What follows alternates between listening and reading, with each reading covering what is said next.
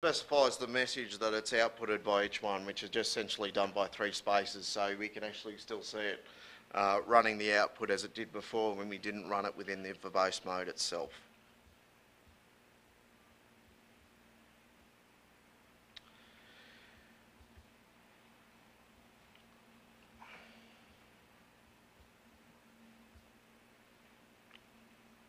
Okay, so how does the actual tool run and how does that actually correlate back to the Google Soap Search API?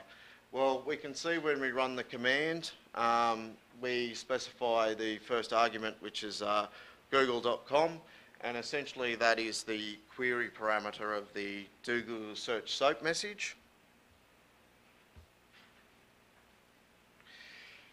We then have the API key specified, so that is obviously specified within the do Google Search message as the key variable. And then finally we have the search results. So what we get is where we're going to actually start the search from. So while that's listed as 0, when the soap message is actually passed on, it's added by +1.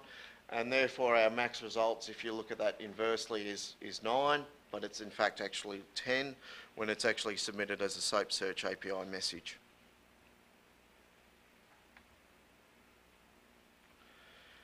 Now, what we finally have is when we get our do Google Search response soap message back, we have the URL, which is obviously video.google.com, adwords.google.com, and the iGoogle customized console interface, which is available from Google if you have a Google account. And on the right hand side we have the cache size response. So Google themselves will actually add the kilobyte specification then. So that's in the square brackets on the right hand side there. So the tool itself is is incredibly simple to use. It's not complex. There are actual options there that will actually specify and take you through the 1,000 search results, that kind of thing. But to actually just introduce this tool, I figured I'd keep the demo as simple as possible. So are there any questions or on the tool? Yep. How do you control if you can't get new Google API key? An interesting question.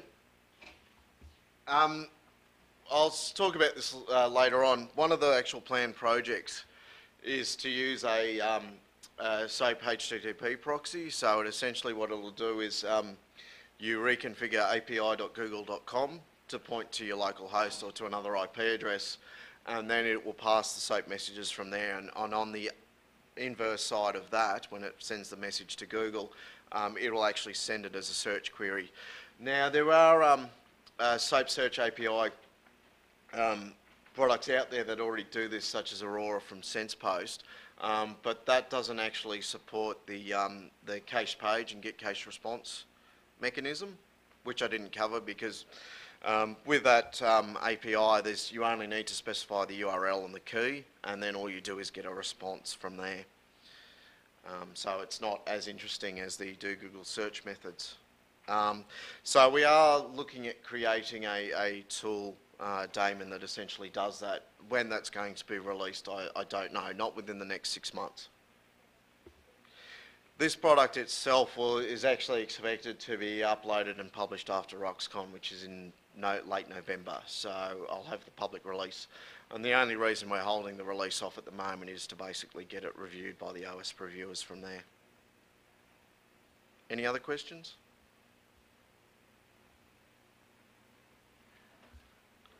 Yep. Sorry, I can't say you. Yep.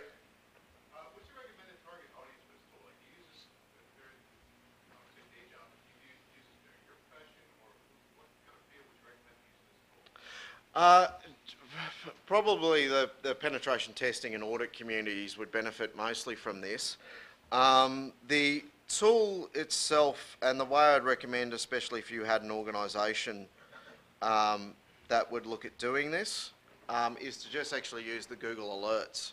So just run that specific site query, and then as new content is actually indexed by Google to do it from there. But generally the audit community is what we'd find, so penetration testers, that kind of thing. There is talk of actually doing a reporting tool on the back end of this, but you know, it's fairly simple just based on the way that it's stored in the directory to locate which URL the cache page refers to, if you were to include it automatically in a report. Well, it supports both black and grey box testing, but I mean, with Google, it's a simple on-off kind of thing. There's no in-between.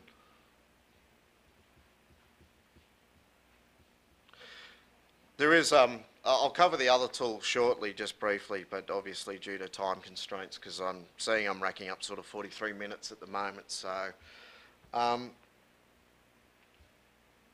Any other questions? No? Okay.